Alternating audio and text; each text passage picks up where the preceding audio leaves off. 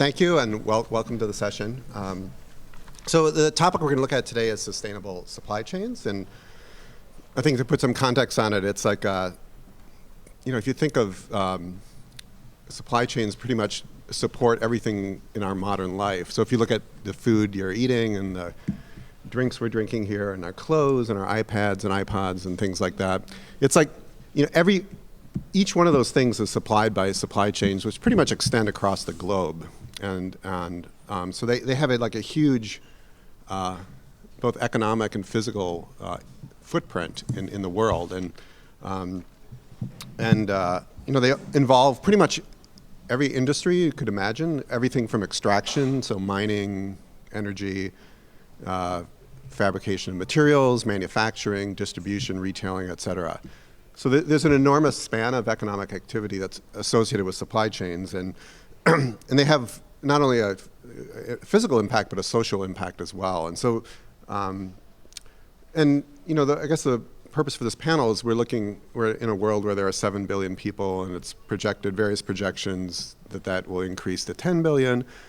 There's developing parts of the world that are rapidly trying to approach, are getting very rapidly approaching the kind of developed world standards of consumption in terms of conveniences and physical goods and things like that. So if you kind of add all that up, it's just the prospect is for a really dramatic increase in the impact of supply chain activity on the world.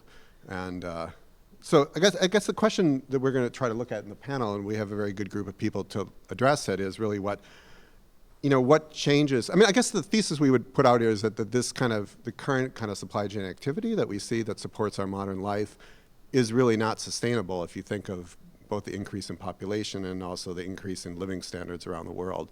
So then the question is so if that's really the case, then what changes are necessary to make supply chains more sustainable? And and so what kind of changes are there? What sort of options are there to make kind of the physical supply chains of the world more sustainable? And to the extent that there are options to do that, like who's going to make those changes, and what are the incentives for firms and governments and to actually take the steps necessary to make that change? And then from the perspective of you guys, as many of you as students, is like sort of, well, if a lot of change is going to take place in this arena, what are the business opportunities involved in that? So who's going to be involved in that change, which industries are going to be impacted, what sort of new business opportunities are created by it, et cetera. So that's roughly sort of the landscape of what we'll talk about. So as I said, we have really 3 very good panelists to address these issues, and they represent everything from the policy arena, large major corporations, to smaller social ventures. So immediately to my right is Anita Househam. She's a policy and legal advisor at the UN and involved with the UN Global Compact on supply chain sustainability. So she has a very good perspective on the policy end of supply chains and what governments and policy organizations are doing. So welcome. And then we have Kythzia Barrera, who's Director of Innovando Tradicion, which is a social venture that does sourcing of handicraft products and bringing them to the mass market. So it's a kind of a very innovative supply chain approach, and she can, I think, address a lot of issues related to kind of smaller scale supply chain and innovation in the supply chain area. So welcome, Anita. Thank you. And then we have Scott Vitters, who's General Manager of PlantBottle Packaging at Coca-Cola. So in some ways representing the large corporation kind of mass consumer market end of the spectrum, and has done a lot of work at Coca-Cola in terms of reducing the environmental impact of their supply chain, and has been involved in sort of supply chain initiatives at a very large scale. So welcome, Scott. Okay, so maybe the first thing to address, and I'll just have everybody kind of take a shot at this individually, would be like, so first of all, one question I would just have is just to kind of clear the slate is like, what does it mean? People talk a lot about sustainability in the supply chain area, so maybe I'll just have each of you discuss a bit about what does it really mean for supply chains to be sustainable, and what, I mean, so what are the metrics, what are the dimensions around which people worry about sustainability and impact? So maybe Anita, you can take a stab at that? Sure, yeah, thanks. Is this on? I'll just speak loudly. Yeah, and I just wanted to give a bit more information as well about the UN Global Compact, just to sort of demonstrate a bit about how we work with companies and other stakeholders in this area. So the Global Compact is a multi-stakeholder platform for collective action, facilitating companies and other stakeholders to engage with each other. We began 12 years ago now in 2000, launched by the former Secretary General Kofi Annan. And the objective was to align the objectives of the UN and help get the private sector to promote the goals of the UN. There was a realization there that there's an interdependency between business, the private sector, and the UN. In order for the UN to realize their own goals, they were really dependent on the private sector to do their bit. We now have over 7,000 corporate participants and a couple of thousand other participants from the academia world, civil society, and and others. We work to, what we do is we ask companies to embrace, support, and enact within their sphere of influence a set of core values in the areas of human rights, labor, environment, and anti-corruption. This is a reflection on the key international standards that have been globally recognized. So in supply chain, this is a work stream at the Global Compact where we work across all these 4 areas. Obviously, it's a cross-issue, cross-sector area, and it's probably one of the most complex areas. It touches upon everything else that the Global Compact does. So admittedly, we have our work stream, but we work very hard to make sure that we're working with the other working groups and work streams in the Global Compact, and also externally, of course. So what we find is that there's the challenges that what we have is we have a group of companies that we call it the advisory group, which is a group of leader companies from various sectors around the world who are demonstrating leadership in their specific field. But what we're finding is that there's actually a lot of commonalities between the challenges and the solutions that these companies are facing and finding down the road. So the Global Compact is working to ensure that these examples from businesses, challenges as well as solutions, are brought onto this platform where companies can discuss with other stakeholders. So just very briefly on the question of what sort of key things that companies should be doing. I mean, we have a guide on sort of a guide with practical steps where companies should go through these steps on a continuous basis. Everything from, scoping your supply chain, ensuring that you know what it is you're looking at. So first of all, map your suppliers. Do you know who you're buying from? Do you know the tiers beyond the first tier of suppliers? Why don't you know them? Should you know them? The answer to that is yes, in certain to some extent. And also to communicate this, communicating your expectations to your suppliers, to your own, through a code of conduct, through your contracts with your suppliers, but also internally within your own company, communicating expectations, and externally, of course, to other stakeholders. With this, you're also establishing the expectations that you have on your suppliers. You also ensure that you collaborate with your partners. This is obviously, and this comes down to one of the questions further on in terms of partnership. Can you partner with all your suppliers? And obviously the answer to that is probably no if you're a multinational. You have 20,000 suppliers plus. They go down 5-10 tiers below the first supplier. In fact, we only had a discussion this week about it. This is sort of increasing trend that we see with companies is trying to focus on not just engaging with your first tier suppliers and the ones you invest most money in and just stop at that, because companies are finding that the risk very often tends to lie beyond that. It's what you don't know. So a lot of companies are, and I don't want to go too much into what companies are doing because we'll be hearing from Scott later, but a lot of companies are doing is that beyond the first tier suppliers, they also try to assess what areas they find that the risk may lie. So you can't go to all your sub-tier suppliers, but you might find that there's a particular region, for instance, that there is an issue of child labor or something else, environmental, if nuclear energy or something, and you find that this could be a particular area of risk for your company, then companies are finding that they engage even more thoroughly with their first-tier suppliers to trickle down, to have that cascading effect down to the sub-tier suppliers.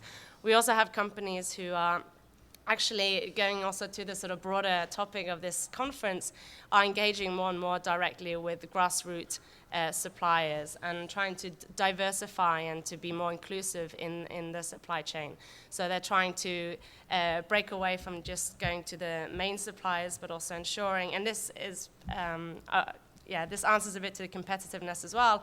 The benefits from a community basis is that obviously it creates stronger communities where the companies are engaging directly. The impact hasn't been trickled down. It's going directly to the communities and the people in that community. But also for the company's benefit, they're finding that diversifying in this manner is also is creating more innovation, building better relationships and more security in the supply chain and mitigating the risks even further. I'll probably stop there because I hope there'll be questions and I'll try and answer those. Hello, everybody. Can you listen to me? Yeah. So I'm very happy to be here, especially because I don't know why you invited me. But I will try to explain a little bit of what we do. I am a designer. I am not a business person. I don't have a profile on that at all. I don't understand half of the things that you say here, but yeah, maybe I have something to show.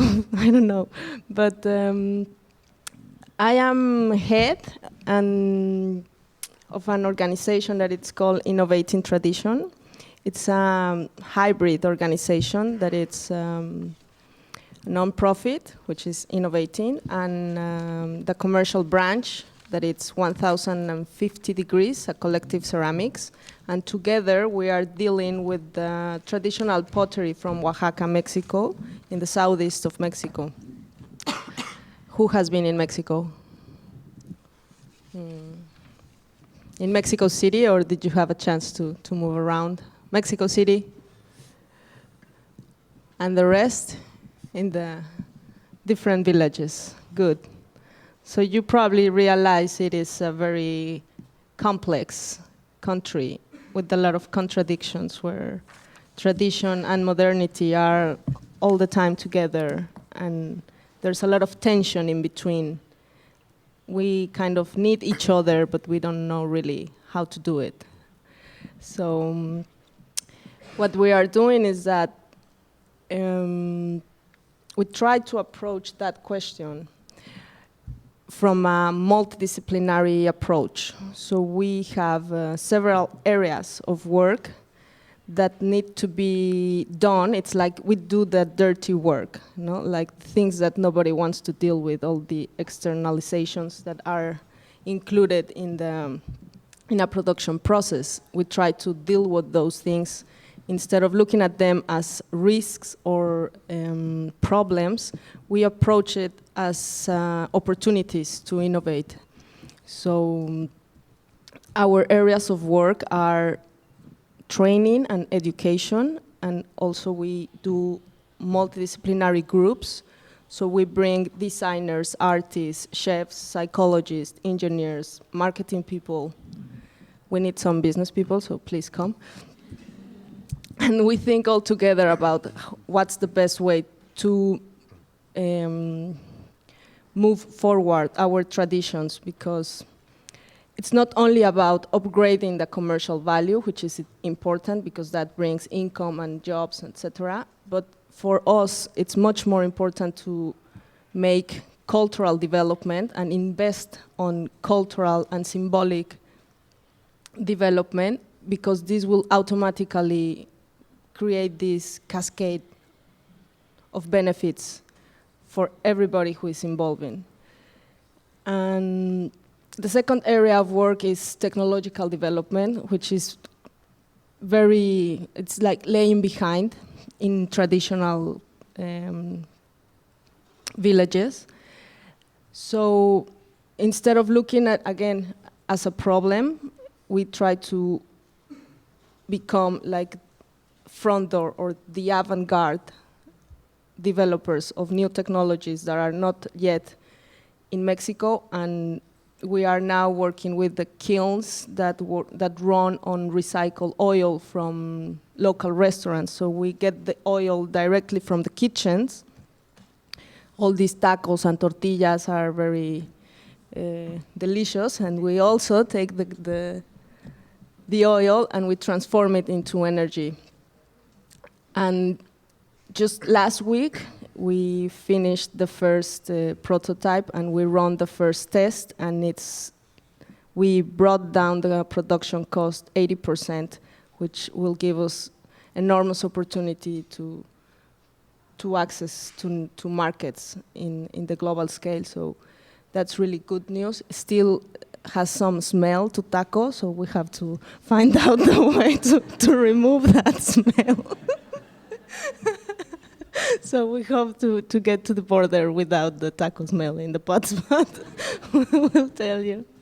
And another area which is very important and strategic is communication. So of the importance of bringing this cultural upgrade there into the market with the product itself. So we do a lot of research that then turned into books, and these books will become exhibitions, and these exhibitions, I don't know, we try to market also the research that we do, which nobody else is doing, and it's supposed to be there, but it's not there, so it is tiring, it is difficult, but instead of being an obstacle, then you have to turn it into a product, something that can be appealing to you, that you will be working there, putting a lot of energy on it.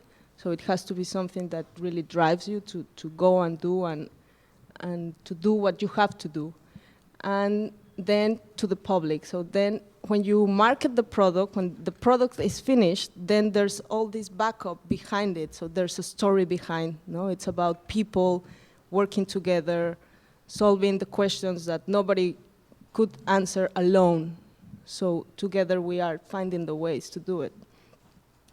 And the product, when it's done like that, then the product has the power there. So you just place it, give the cost, it's high, yes, but it's valuable, and it's just a way of supplying the material needs in the global scale, but with meaning, like with all the story behind, so then it's much more appealing. So far this is what we are doing. It's been an amazing amount of work and fun also. And it's a huge adventure. We have invested all our lives there and a lot of money. I don't know how I pay the bills and how do I eat every day, but it's there, it's working, and it's really fun. I hope you can have a look to the website, which is Innovating Tradition, but in Spanish, which is spelled Innovando la Tradicion,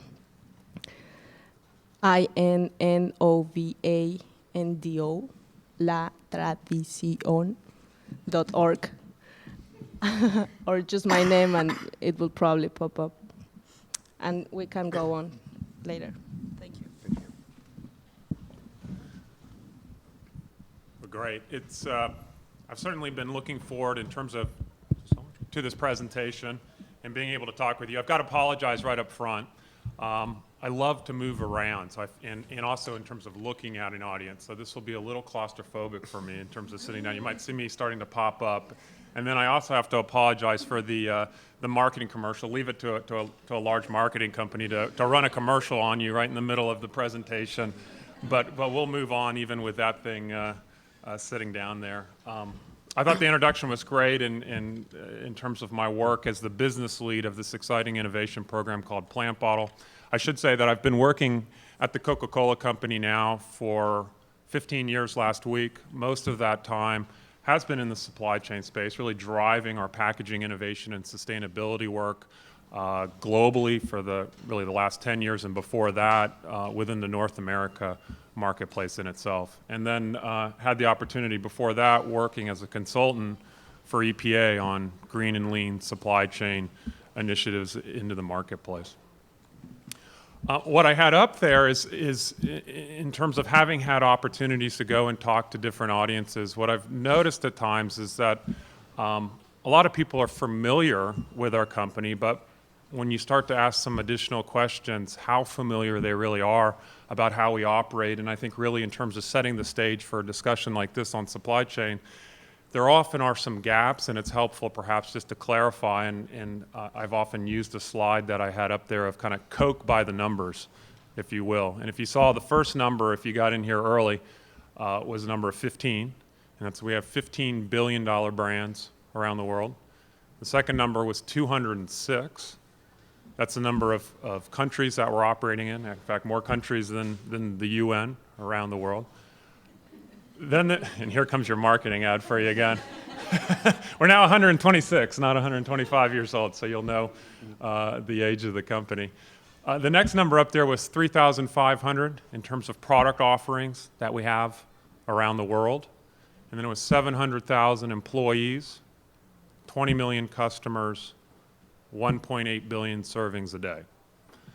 Now, I'm not going to go through all those numbers, but I think there are two that perhaps are illustrative in terms of drilling into a little bit more.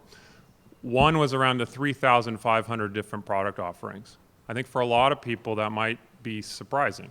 That often we're associated, maybe you get Coke or Sprite, maybe a little bit further into Minute Maid here in the United States, or simply orange juice, and then it seems to get even further away if you start talking about Odwalla or Honest Tea, and then you start to spill that out globally with a number of brands. What that starts to highlight, hopefully, is that our operating model is one of a franchise business system. In fact, often people think of the Coke company as one big ship. We're actually one medium-sized ship that's the company made up of 300 independent bottlers, so 300 little mini ships that are running around. And that can be pretty challenging from a supply chain in terms of ensuring all that alignment, but when you get that aligned, it's a pretty powerful model from a sustainability perspective. Because at the end of the day, what we have is companies that are operating in local markets around the world, that are from local markets and producing relevant products for, in our case, non-alcoholic beverages that are relevant. And so that's why you see this dramatic amount of diversity of different product offerings to be able to meet local markets around the world that are then dependent upon using local resources locally. So the notion that I often find of perhaps we're sending everything out of Atlanta or making everything in Atlanta or making everything in China and shipping around the world, we're not shipping water around the world. We're not shipping products around the world. If we are, for a couple small brands, it's actually under the notion of trying to have local markets be able to taste new offerings from different countries around the world, and then if those prove popular, we look at how we can then be able to produce them within a local market. So I think that's an important point to be aware of when you start talking about our supply chain. And then was the last number, the 1.8 billion servings, and I think in the context of a sustainability conversation, and really with how this conversation was started around the realities of a world facing increasing, if not resource scarcity, resource volatility, when you look at the environmental impacts that we're having and are obviously aware of in terms of needing to address, and then the rising expectations both of customers and consumers, I think there's a natural question of, at that scale, and particularly with an expectation of a company that's looking at continuing to grow its business, how can you do that? And that's where you start to look at the programs as well as the technologies that we're continuing to innovate to ensure that we can meet our needs and the needs of a growing planet around the world into the future. And there are very impressive, unfortunately we don't have the time necessarily here in terms of getting into programs around where we have large impacts and can make a tremendous difference. So in terms of Coke's leadership on water stewardship as an example, and its expectation by 2020 to be giving back more water than it uses both in its products and its production. Or if you start looking at its climate and energy kind of commitments and really leadership around cold drink equipment, refrigeration technologies, or over to the packaging space in terms of the work that I've led for years and now have a program that is a part of in terms of our plant bottle effort, our effort in terms of being able to take a popular packaging material, PET, plastic material, and be able to make that from renewable sources that remain fully recyclable and can continue to deliver upon the expectations that consumers have. Now, I can try to answer questions as we go through this in terms of addressing some really exciting work that Coke has done over the years of leveraging its supply chain to be able to increase value to local communities around the world. And in fact, our chairman was here at the Clinton Global Initiative just a week ago or so and was talking about, for example, a program called The Last Mile, which looks into African communities and uses our supply chain to be able to distribute drugs for TB, AIDS, malaria, really getting into locations that would otherwise not be able to be serviced or to be able to be serviced on a routine basis. And there's exciting programs when you start looking at working with local farmers, small-scale farmers, and developing new juice products for mangoes and passion fruits. And I could go on and on and on in terms of a number of initiatives that the company has going on. Obviously, that's not where I sit today in terms of what are my accountabilities. Like I mentioned, in terms of I lead this innovation program, and I think what's interesting, or at least where I would love to raise some questions, is it what's exciting about the innovation that we've done for Plant Bottle is not the fact that we have this new technology, breakthrough technology, that's leading us to a better future. And I think a lot of the media stories and a lot of the discussions, and we've won some exciting awards, has been focused on technology. The part that's really starting to get recognized today is the second part of our communication where we've said by 2020, we will have all of our bottles contain our first generation plant bottle packaging material by 2020. Now, we are the largest purchaser of PET resin. And this is part of a family that's polyester. The real big kind of part of this exciting story is the fact that your Nike Dry Fit, the interior of your cars, your carpeting, it's all polyester. It's the same family of plastic. So the kind of catalyst and innovation that we're driving is creating change into this whole entire universe. But the point that I'm making is in a not very far off future, we're creating major change in terms of into a marketplace that is in what many would argue is a commoditized material place. And so I think what's interesting is there's lots of technologies and green innovations that are taking place today, and that's great. But I think it was Edison that talked about that the real power of an idea is in the using of it. And when you really start to create change is can you put it into the hands of consumers around the world to be able to realize the performance expectations that you're having. And so the real power of this technology story, or where I think we'll start to see even more questions coming out, is how is Coke being able to realize this kind of change where many others have failed in terms of crossing that chasm against being able to compete in a marketplace against a commoditized product with a green technology. So instead of just about how are we greening the supply chain, how are we creating a supply chain for a sustainable innovation? And hopefully we have some time to talk about some of the exciting things we're doing in terms of collaboration and partnership and new investment models that's making that possible. All right, thanks, Scott. So maybe one question I'd like you guys to think about, or to address is, I mean, we teach our MBA students here in operations class about supply chains and things of that sort, and and it's a lot of it's driven around, efficiency and generating quality and delivery performance and things that matter to consumers. And there's a huge array of economic forces behind that in terms of like seeking out low-cost labor and seeking out low-cost materials and producing products that people love to have and consume and things of that sort. So I guess the question is like, with all those kind of economic forces aligned to kind of shape the way supply chains look today, is like,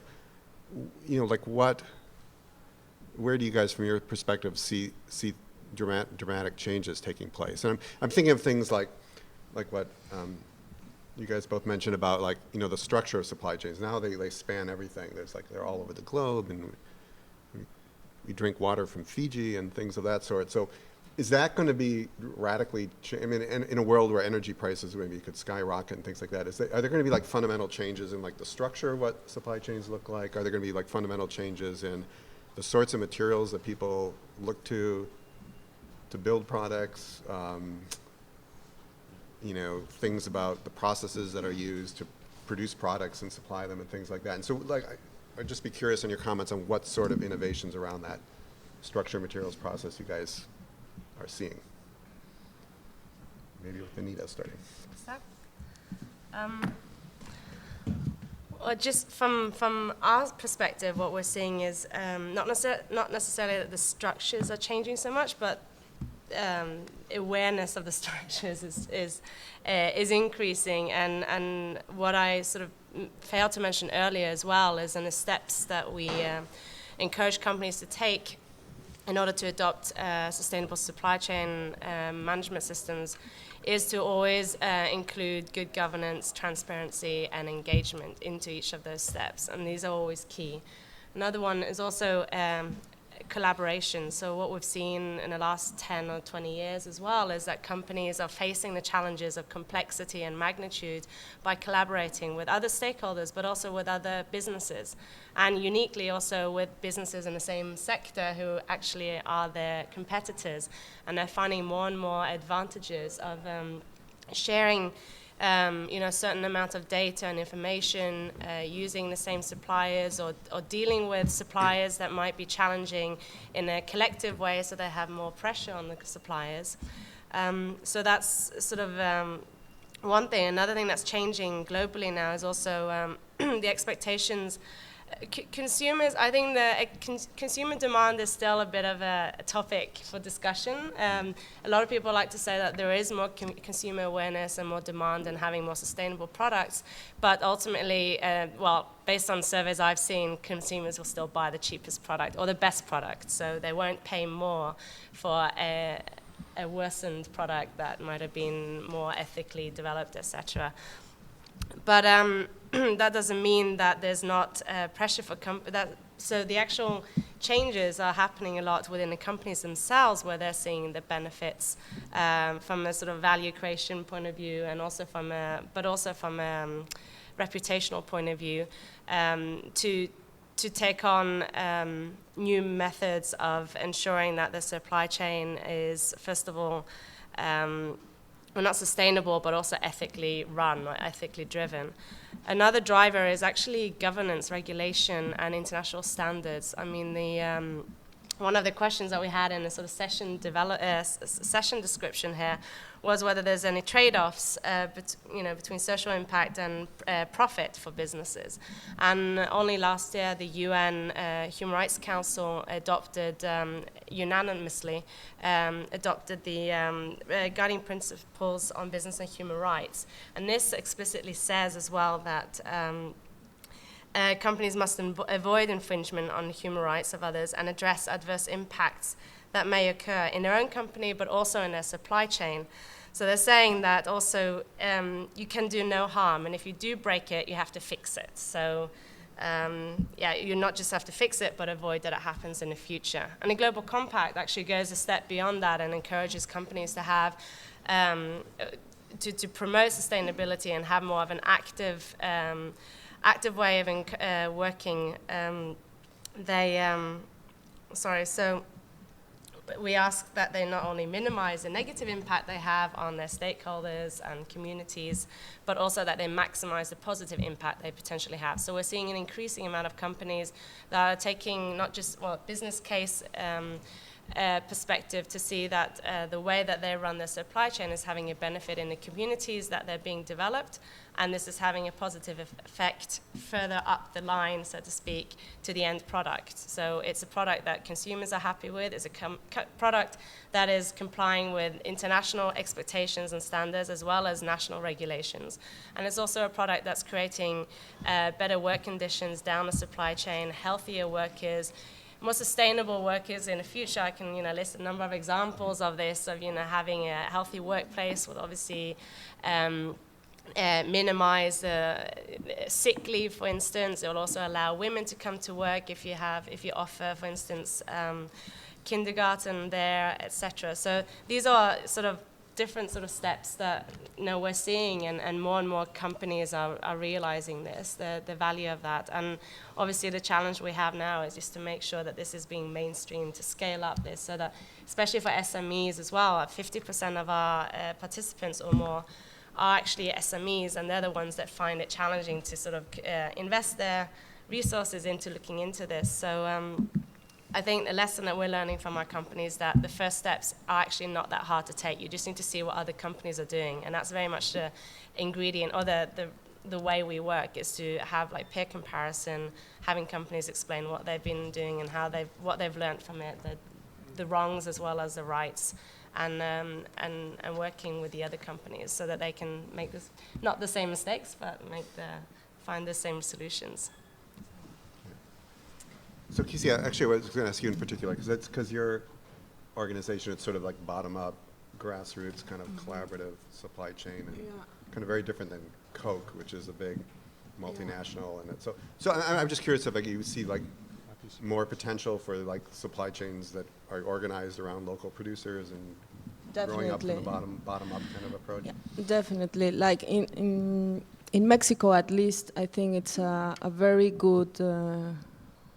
For me, in my opinion, it's like the only way we can move forward, because living conditions are very low, but there's a lot of human potential, no? Like, so I think in what I can say about it is that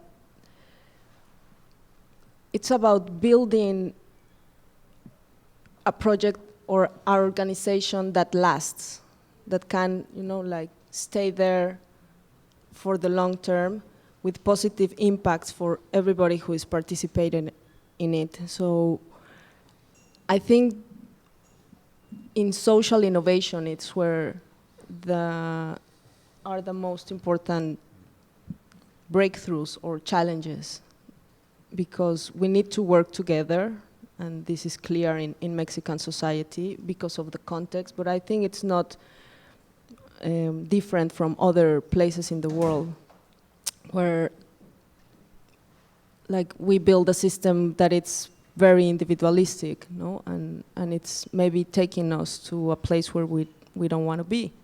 So I think, social innovations along all the chain, to work together.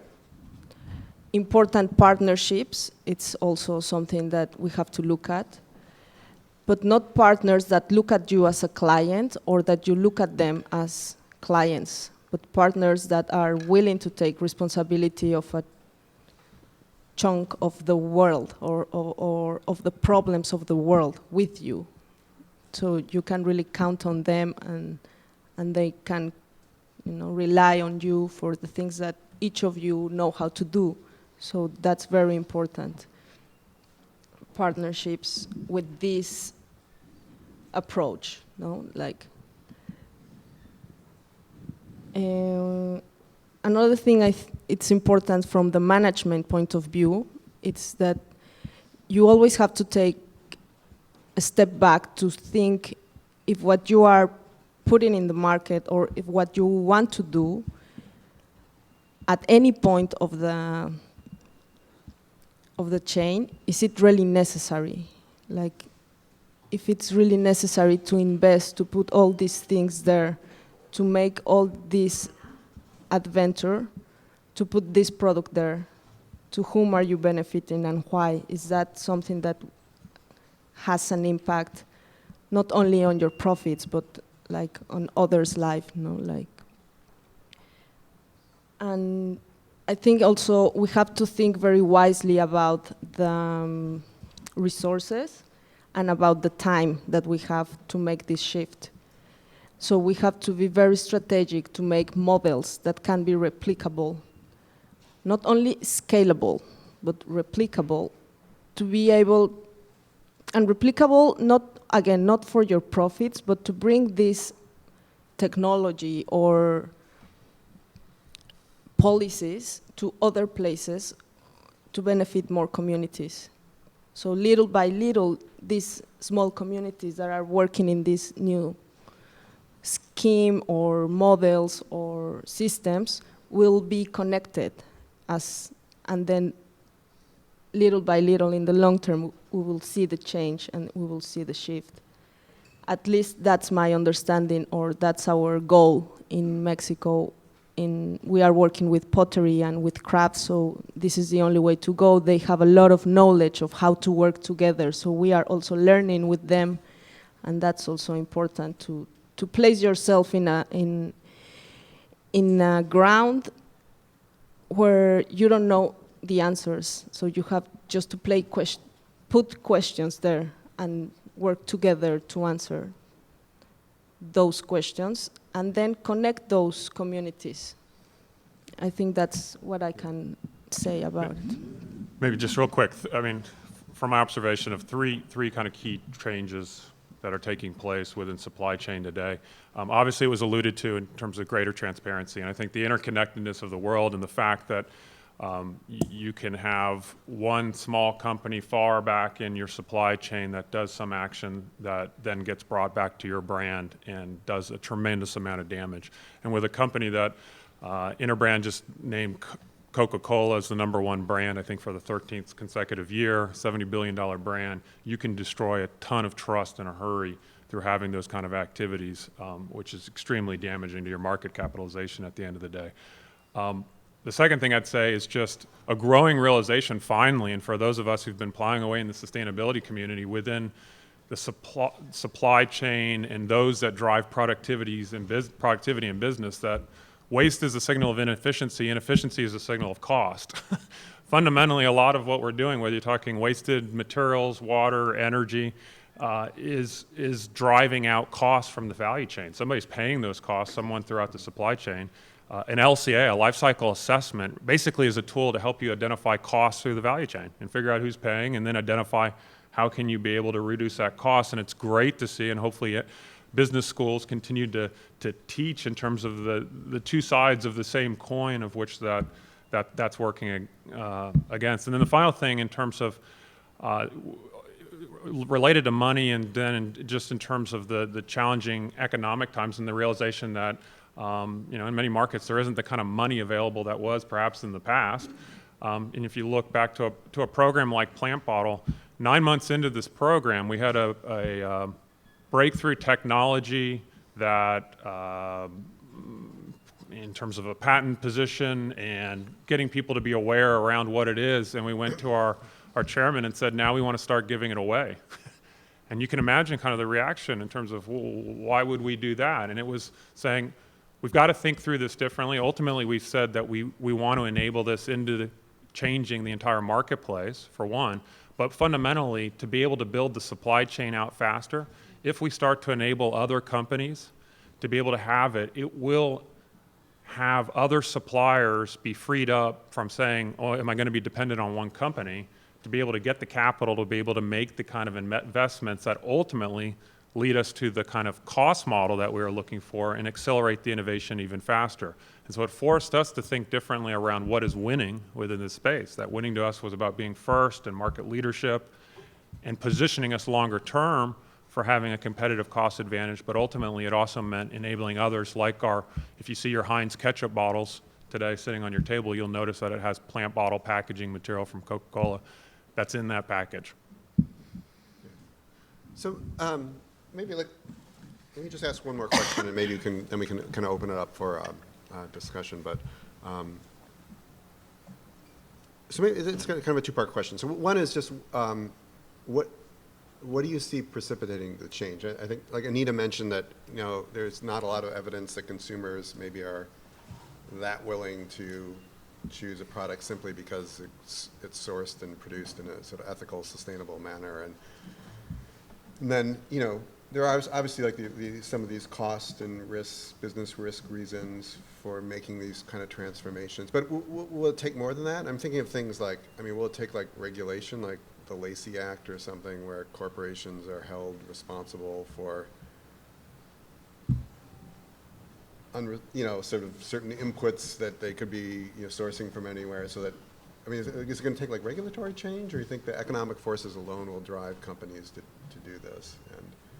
And then the second thing is like, in just thinking about like what sort of changes, what the scope of, because one question is like sort of when will these changes take place, how big will these changes be, and then the other thing is a little bit like what are, you know, a lot of these guys are going into starting careers in this area, like what sort of opportunities do you see, sort of both in the near term and long term for people that are interested in being part of that change? So maybe we'll just go to Scott. I'll kick it off if you guys keep thinking. In terms of a couple things with that, I do a little bit of a pushback in terms of the similarities actually between supply chains, because fundamentally we are a local operating company, and I keep wanting to come back to that. And the people that are running our operations live in those communities and are from those communities. So their passion in terms of ensuring the protection, whether it's on social or environmental sustainability issues, is because that's where they live and their kids are being raised. And so there's a personal passion for ensuring that. It is a little bit of a different model than a lot of other companies that are operating out there. I hear you on the consumer spot, although we've seen some encouraging trends when you get creative around being able to drive top line growth. I certainly will say consumers will choose not to buy your product. And that can be equally as damaging to yourselves. And then to your question on regulation, I do think there is a role for regulation and government partnership is critical within this space. I mean, a very relevant area for me sitting here in North America, or in the US in particular, is around the greater need for alignment on effective solid waste management policies. There's a perfect example, and you need to have cooperation, and there needs to be a playing field that's set that ensures that everybody's under the same type of expectations, and so I think that definitely can play a role. Hopefully, it's collaboratively and cooperatively, and that's when we tend to see the best results coming out at the end. I think in terms of regulations, there's still a lot to do, but I think first comes the consumers' awareness, and then like identifying what needs to be changed. It's a second part, and then the implementation, it's where always gets stuck, no? For Mexicans, we have something genetically here that we just don't care about laws. There are not so many improvements on that sense. And yeah, like most of other investments, foreigner investment that come to Mexico normally have like lower standards. So then that's why a lot of people go there, no? So it's a challenge to have like the community there looking at after their resources, but still it's just the consumer at the end who can decide whether you buy or not buy one of other product. So I think it's very important. And I forgot something else. Yeah, I think there's a big trend around social enterprise. I hope it won't stay as a trend, and that it can really become, it is a movement, it's going there, it's out there. There are many, many, many companies and people that are concentrating the money here. They already realize that they have to bring it down somewhere here. And we just have to make that match and try to find the people who are working grassroots and make sure that they can get like a kickstart and the money there to make it happen. And all these people need help and need people like you that know how to run the numbers and make sure the business plan will go smooth. So I hope you can find a meaningful way of applying your skills. Yeah. Maybe, Anita, you can just comment, because since you have a lot of different companies, and are there a lot of changes like taking place? And also like for students, like getting what sort of opportunities do you see like in the companies that you deal with? opportunities for the companies? Or No, for them, for students or students. people, people wanting to get involved in. Well, I think, just first of all, I wanted to say that one driver that we didn't mention is actually students. A lot of companies have said that they're getting more and more demands from young people that they're employing are actually asking about their sustainability efforts. So you guys have a big role to play here as well. I think most companies, a lot of the large companies at least have a sort of a section of this. I would say that what we're trying to work with companies in doing is ensuring that sustainability measures and this whole sort of topic is integrated throughout the whole business. So I think what we're seeing more and more is that you don't just have, traditionally before it was like the PR marketing areas, they would work on it because it was about external communication and responding to some crisis that happens and media. But we're seeing more and more now that it's actually in each of the divisions now, they have people working on this and reporting directly to the board. One thing that I failed to mention in the introduction actually is a key element to what we're working on is making sure that the companies are committed from the top level as well. So it's board CEO commitment to this. So we're seeing more and more that this is becoming a big part of the agenda at top level as well. I did want to say that the government does have a role to play. We are volunteer initiatives, so we work very much to help businesses see the benefits and working together. And because government regulation, etc., can also have challenges. So you have one company, say in Europe, who goes to Bangladesh, and they're bound by their own national regulation back in Europe or wherever it was. And they're competing with other companies in Bangladesh that have perhaps lower standards, etc. So these are also some of the challenges which we, again, would always point to the international minimum standards that would always need to be upheld. But one of the key solutions we're seeing and the success stories is a lot of these companies are therefore engaging directly with the local governments. So engagement with the stakeholders, governments is a key player in that as well, to get their buy-in, to set the standards higher in the nation so that other companies will have to apply to the same rules that your company has to apply to. Mm-hmm. Well, your point on talent, I think, just to underline that, is attracting the best talent. I think companies realize that in order to do that, doing it right in terms of sustainability initiatives is critical in being able to gain access to students of tomorrow.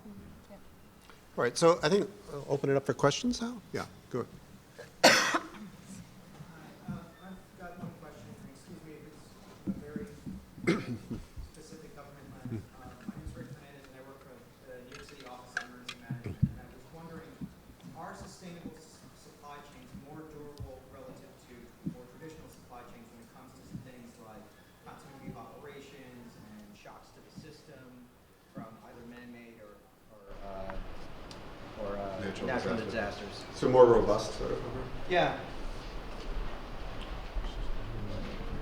Take a shot at it?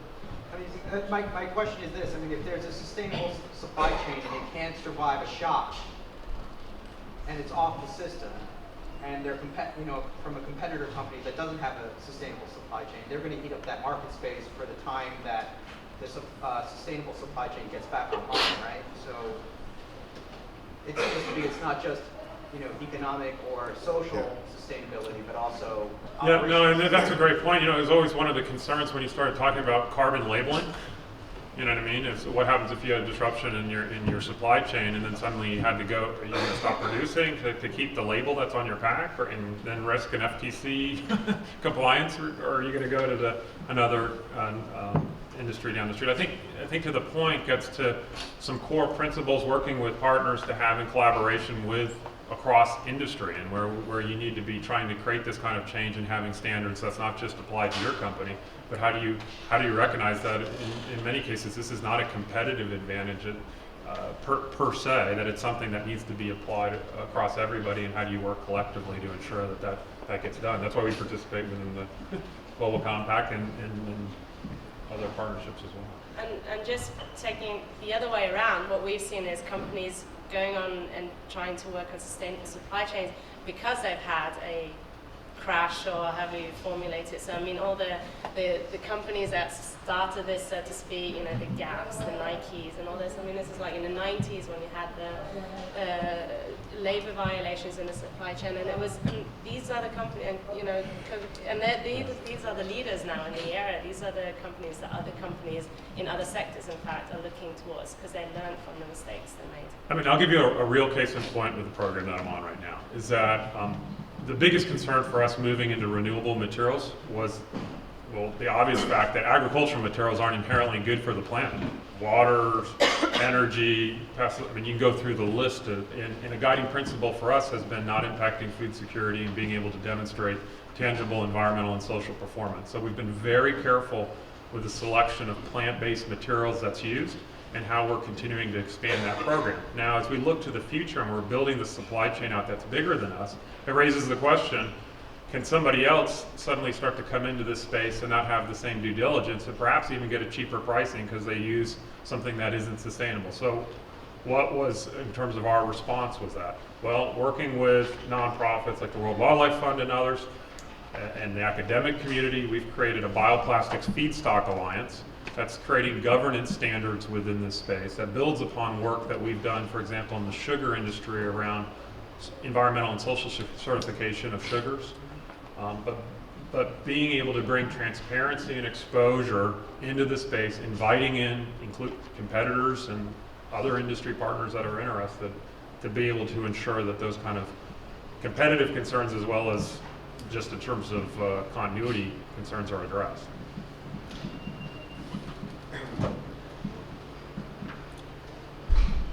First of all, hello.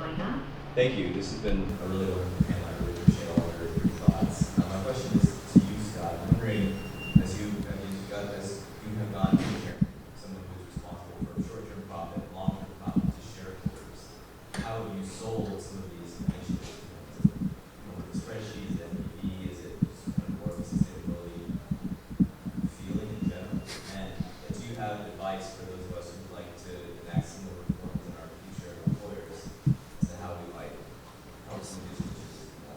Yeah, I think one of the best advances within the sustainability space is, one, the integration within functions where it isn't necessarily just a sustainability isolated function off somewhere else versus fully integrated within each of the core functions for our business, but getting smarter about presenting it in the context of a business case. You know, there are certain things where it's just the right thing to do, and we need to do it, and it gets tied back to who we stand for and our expectations of ourselves as a good community citizen. But you take in terms of the case around what we're doing on this renewable polymer space.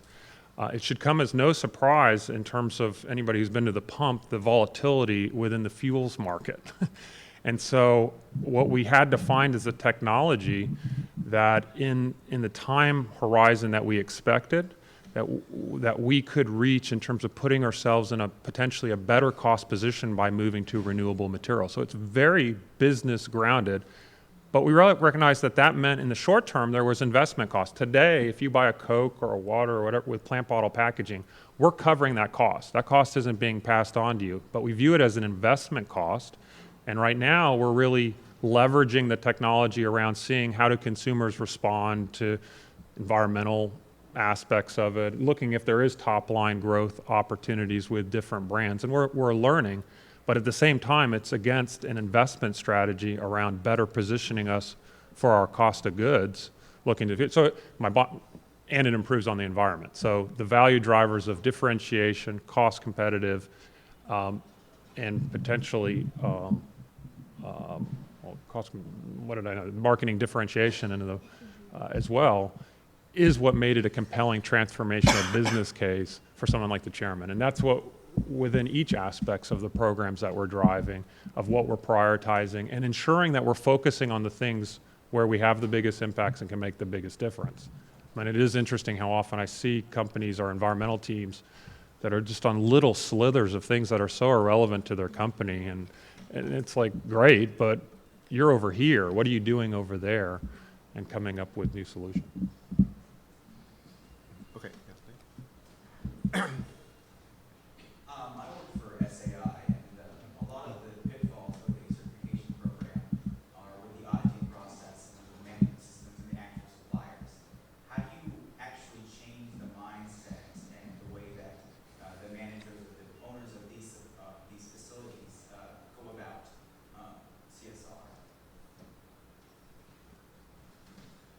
I mean, there's a lot of different directions you can go in with that. We've created a program called our Supplier Relationship Management, our SRM program, where we've given,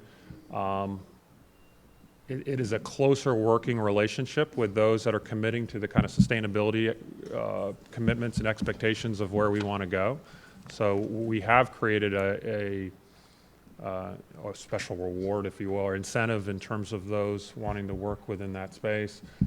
You look like you want to. Yeah, no, well, just on that, I mean, that's one thing is actual awards. We've had some companies award their suppliers who are producing better, so that's an incentive. They get recognition out in the public. And another one is we had one telecoms company was saying, like, emphasizing the importance of having a friendly approach to the suppliers and not putting demands on them and just saying, you have to check these boxes and all this, but, approach them carefully and approach them in a very sort of collaborative, friendly manner. And that's the way you sort of build relationship and trust between you and the supplier. And then that's when you can also build, put your expectations to them, and they can further, communicate those expectations to their own suppliers. So that's some examples.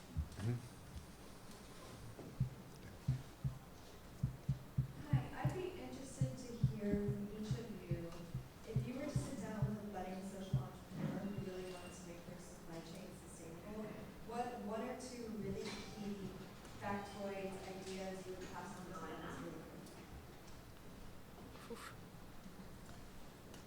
Do I have to go first? You go first, Scott. I'll jump in here. I don't know, I'll probably change my mind 5 minutes from now, but the first thing that came into my mind is, and I alluded to it a couple times, around how often people don't first look at what are the materials they're using, and really getting a handle on what are they, where are they coming from.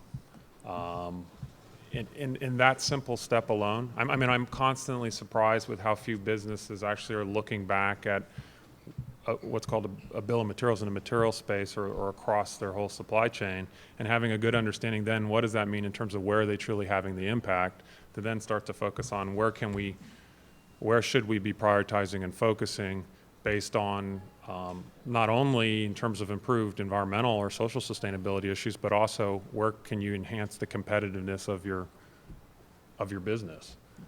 So that's one idea. I think where are problems, that's the juicy part of the job.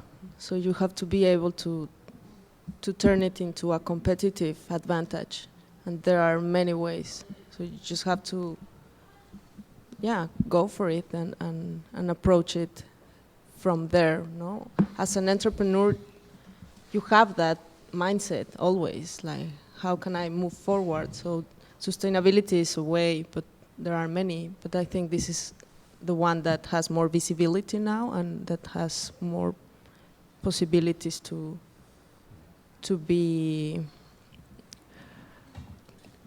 compensated or profitable in many ways. Okay, actually, I think we're out of time, I'm sorry to say. So first of all, I want to thank our panelists for sharing their time with us.